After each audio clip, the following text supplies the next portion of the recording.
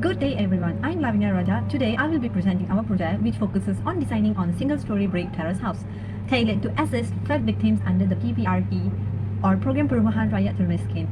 The primary objective of this project is to create a safe, durable and affordable housing solution for families affected by floods. To achieve this, we have incorporated innovative design features such as elevated structures, water-resistant materials and effective drainage system. These elements ensure that the house is not only flood resilient but also comfortable and practical for daily living. In addition, the project emphasizes sustainability by using eco-friendly materials and energy-efficient designs aligning with modern architectural and environmental goals. Our ultimate aim is to provide a solution that meets the long-term needs of the community while supporting recovery and resilience in disaster-prone areas. Next, let me introduce you to the company behind this project, Southern Innovate Construction Sdn Bhd or SICSB. Founded in 2015 and based in Iskandar Putri, Johor, SICSB operates in the civil engineering and construction industry. The company specializes in innovative building solutions for both residential and commercial projects, with a strong focus of flood-resistant housing designs. They are also recognized for their experts in structural analysis, engineering consultancy, and sustainable construction using eco-friendly materials. SICSB's vision is to redefine the house industry in Malaysia by promoting innovation, sustainability, and resilience. Their mission is centered on delivering high-quality housing solutions utilizing advanced engineering tools and sustainable materials, and providing safe, secure homes for communities in disaster-prone areas. Through their commitment to quality and innovation, SICSB has built a reputation, a reliable and forward-thinking partner in Malaysia's construction industry. Assalamualaikum, my name is Nurzawan Abidi Zalani and for my part, I will explain for the theory of the free body diagram, bending stress, deflection, column and also trusses. So in physics and engineering, a free body diagram, also called as a force diagram, which is a graphical illustration used to visualize the applied force, moment and also resulting reaction on a free body in a given condition. While bending stress is the internal resistance generated within a component when an external bending moment on force is applied. This bending moment induces curvature in the component, leading to the development of tension and compression stress, collectively known as bending stress. And the theory behind bending stress involves two critical assumptions, which is the plane section assumption and the linear elastic material behavior. Okay, next, in engineering, deflection is a key factor to consider when designing structure. Deflection refers to displacement or bending of a structure under an applied load. There are three types of deflection, which is axial, angular, and lateral deflection. While for column, a compression member, commonly known as a column, is a vital element in structural engineering that supports vertical loads and resists buckling. It plays a key role in ensuring the stability and structural integrity of building, particularly in high-rise construction where columns bear substantial weight. For the truss. Truss is an important type of structure characterized by a triangular system of members. These members are structured and connected in a way such that they only incur axial force. And the members of a truss are considered two force members because the force are only applied at either end of the member and resulting in either a compression or tension force. So there are five lists of the relevant part of a truss, which is top chord, the beam of a truss spanning the length of the truss, and bottom chord, which is the bottom beam spanning the length of the truss. Number 3, web, and these are the internal member of a truss. And number 4, pitching point, where the sloping members, top chord, connect with the bottom chord. And lastly, peak, which is the highest point of a truss. Our project methodology is structured into 6 main phases as shown in this flowchart. We begin with project initiation, which involved introducing the project and identifying key stakeholders. Next, we moved on to research and data collection, including the site selection and gathering relevant information. The architectural design phase focused on developing the concept and intricate design of the house, followed by the structural design, where we planned the beams, foundation, framing, and roof structures. In the structural analysis phase, we analyzed loads and calculated key parameters like beam deflection, tension, and strain to ensure the structural integrity of the house. We proceeded with cost estimating and budgeting to develop a detailed budget, accounting for materials, labor, and other expenses. Finally, the project concludes with the completion phase, which includes finalizing the report and ensuring all aspects align with the objective. Assalamualaikum warahmatullahi wabarakatuh. My name is Muhammad Nafi Bezapri. My matrix number is CN230139. And my part is design proposal. As you can see, we have a 3D view of house from Revit software and a beam model from the Revit software too. And we have a 3 more view that's showing the top view of beam and front view beam and side view beams. Hello everyone, my name is Nuri Sahdaya binti Muhammad Saus Mazli. I will present about structure analysis. Structure analysis is very important because it provides a systematic framework to understand, evaluate, and solve a problem. First is section of the house structure member. We use 2 types of the beam for this project, which is I-beam and box beam. Below is the value for width and height for each beam. For the right side is analysis of the free body diagram with load 25 kN, 13 kN, and uniform distribution load 10 kN. There are also have pin supporter and roller support. We calculate and get the value for moment A is 81.25 kN, AV is 53.75 kN, and HA is 0. Next slide is calculate shear force diagram and bending moment diagram.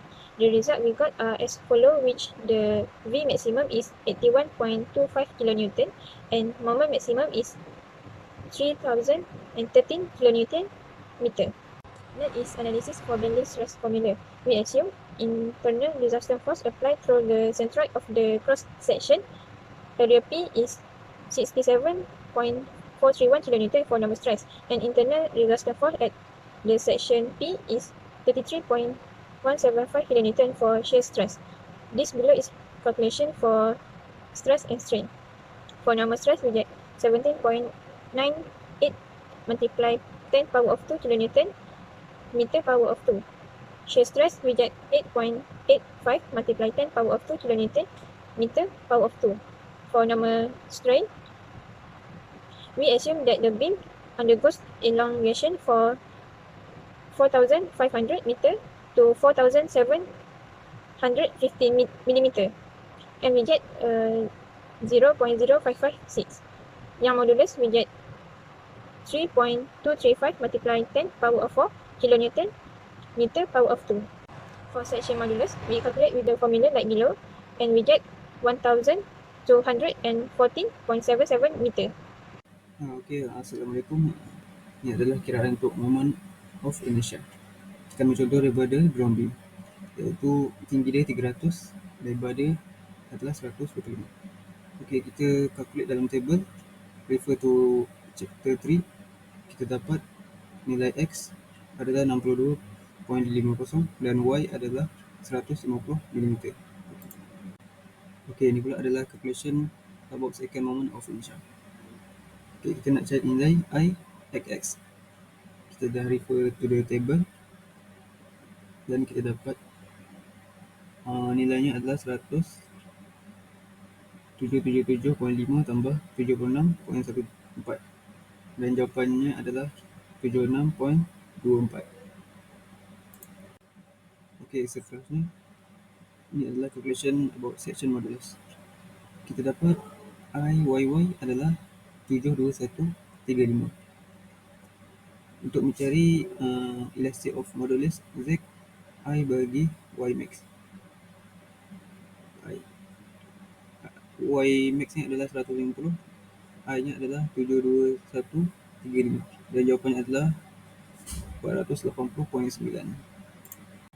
Okey, Assalamualaikum. Ini adalah calculation untuk nak cari maximum bending stress. Okey, the formula untuk top adalah M max Y darab Y top bagi IYY. iaitu MX ni adalah 330 darab 0.15 bagi 72135 dan jawapannya adalah 6.862.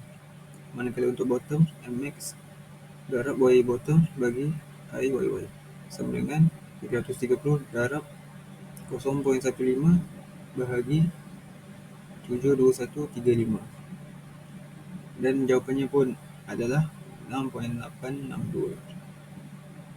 Okey.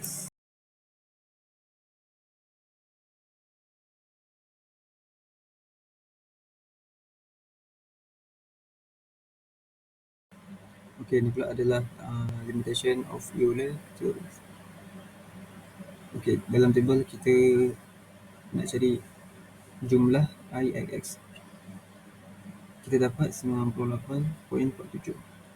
Manakala untuk cari nilai IYY, kita dapat jumlahnya adalah 52.20. Okay, to determine the critical load, we pick the value of lowest, iaitu I 52.20. Okay, kita masukkan dalam formula untuk cari PCR. Dan jawapan kita dapat 1081.27. Okay, kemudian kita tahu the yield stress of steel is 250 MPa. Okay, the value of Euler equation is 80.70 MPa lebih kurang daripada 250 MPa. Okay, maka totally kita dapat 901.06. Okay, next I will explain how to calculate trusses using method of joint. First of all, we need to draw the free body diagram of the trusses. And in this case, at the end of the trusses is pin because the trusses are connected with the column. So at the end of the trusses we use pin. So firstly, we need to calculate the separate roof and separate truss, which separate roof formula is density roof times with thickness and times with the length of the roof. And then we find the separate truss, which is density times with the cross-section area and times with the total length. After that, after that we find the reaction of the Fx and Fy and then calculate the moment.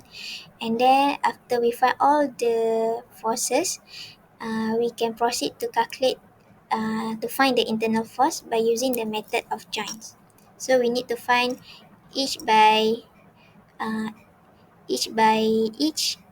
of the members, starting from joint A and joint B. For example, I will explain how to calculate. Firstly, for example, joint C, we take joint C as the example first. So firstly, we need to draw the free body diagram of the joint C, and then we calculate the reaction Fy and Fx, and then we can get the internal force such as FCD and FCO. Then we using the same technique, we calculate all the members of the truss.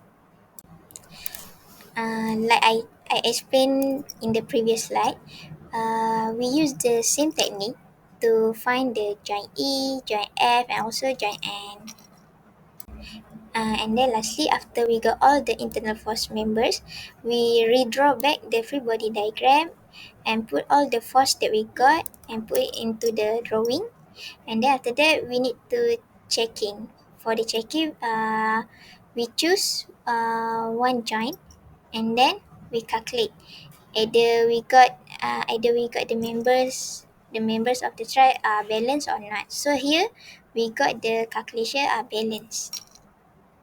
Next, let's look at the cost analysis for a single-story brick terrace house project.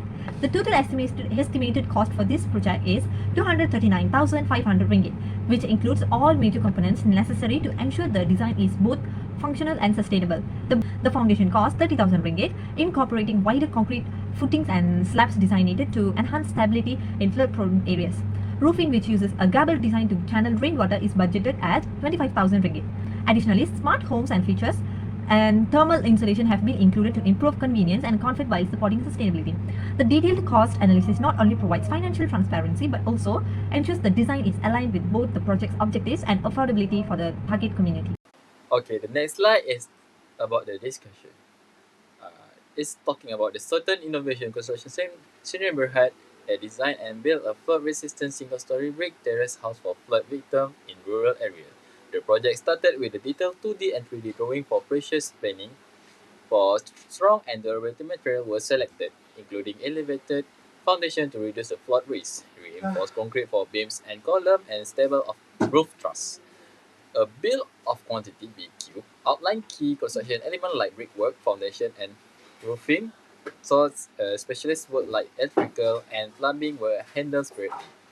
The total project cost, including all expense, was estimated at 239,500 ringgit. The company prioritized safety, affordability, and functionality, ensuring transparency and high-quality results to meet the community's needs. The next slide is the conclusion. It's tell about the single-story brick terrace house designed for flood victim combines functional design with modern engineering to create resilience, cost effectiveness solution for flood-prone area. Key features include elevated structure, durability, water-resistant material, and efficient drainage and energy-saving design, ensuring safety, comfort, and sustainability. The single-story layout reduces construction and maintenance costs, making it ideal for low-income families. Final costs depend on factors like materials, location, and additional features. Overall, the design balances practically and environmental responsibility, offering a disaster resilience, community-focused housing solution. Collaboration with skilled architecture and engineer is essential for the best result.